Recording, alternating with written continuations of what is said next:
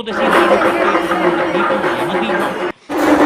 ఇన్ని విధులతో, ఇన్ని రకమైన ఉపాసనలతో మనిషిని పరిపూర్ణమైనటువంటి మనుష్యుడిగా దిద్దగలిగినటువంటి పరమాద్భుతమైనటువంటి మాసము కార్తీక మాసము.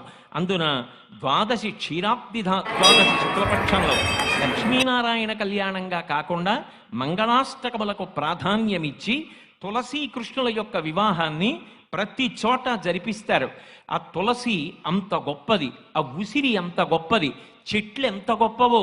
ఆ చెట్లని పాడు చేసుకుంటే మన జీవితం ఏమైపోతుందో, ఆ చెట్లు ఉన్న చోటికి వెళ్ళి అనుభవిస్తే దాని విలువ తెలుస్తుందని వనభోజనాలు చేయించినటువంటి మాసం. ఇంత గొప్ప మాసానికి ఆలంబనం దీపం. చివరికి ఆ దీపం ఎక్కడ వెలగాలి అంటే ఈ లోపల వెలిగి అజ్ఞాన తిమిరాల్ని తొలగతొయ్యాలి. ప్రతివాడు చిట్ట చివరికి తమసోమా జ్యోతిర్గమయ, అజ్ఞానం అనేటటువంటి చీకటిలోంచి జ్ఞానం